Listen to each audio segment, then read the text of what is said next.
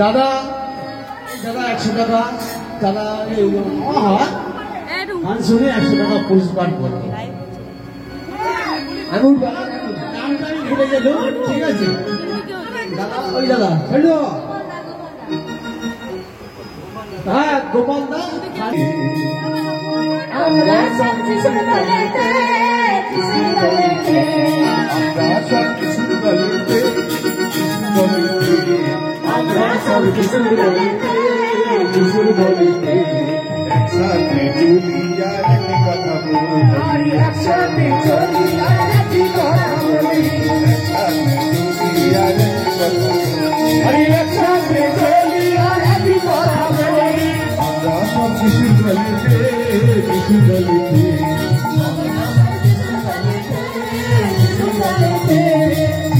এলেন ধরা তলে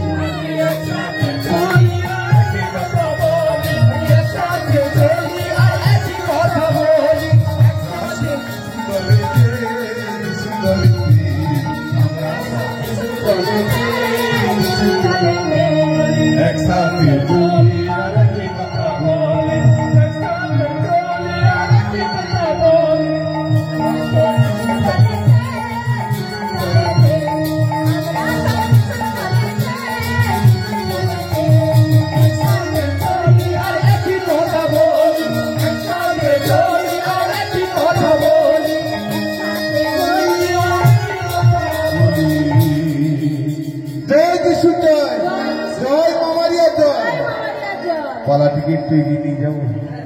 পালাটা একটু এগিয়ে নিয়ে যাবো আজকের মা বাবা দু হাত তুলে ঈশ্বরকে ধন্যবাদ দিচ্ছে ওগো পিতা তুমি আমাদের এত বছরের এত জীবনের আশা বাসনা পূর্ণ করেছো তোমায় অশেষ ধন্যবাদ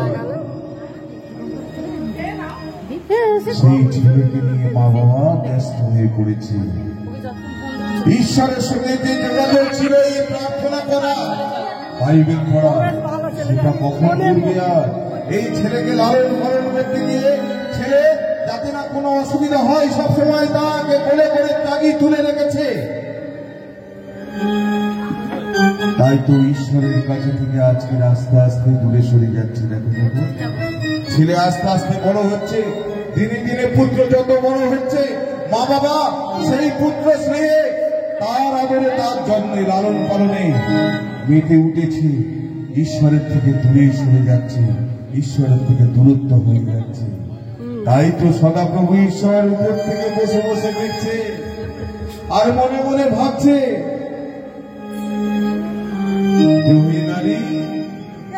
চেহারা আছে। যখন তোমার পুত্র ছিল না তখন ছিলাম আমি, আর এখন তুমি পুত্র পেয়েছো, পর হয়েছি আমি। এই মা ভুলে গেছি যে উপরওয়ালা দিয়ে ধন দেখেন মন, আর কেড়ে দিতে কতক্ষণ। আমরাও জীবনে তাই করি, যখন আমাদের প্রয়োজন থাকে প্রভু প্রভু করে দু হাত তুলে ছুটে চলে যায়, প্রভুর চরণে হাঁটু দুটো জড়ো করে, হাত দুটো জড়ো করে চোখের জল দিয়ে কাঁদতে কাঁদতে যায়, আর বিপদ বেরিয়ে গেলে যেমন তেমন ছিলাম। কাশ্মীরি মা সন্তান ছিল না, মা সর্বদাই পিতা ঈশ্বরকে রাখত, আর এই সন্তান পাওয়ার পর তার আরো জন্ম করার জন্য পিতা ঈশ্বরের থেকে দূরে সরে এসেছে। তাই তো পিতা ঈশ্বর উপর থেকে চিন্তা করছে, আর মনে ভাবনা ভাবছে, ওই নারী একদিন তুমি কি বলেছিলে, ওই একদিন তুমি বলেছিলে তুমি যে আমার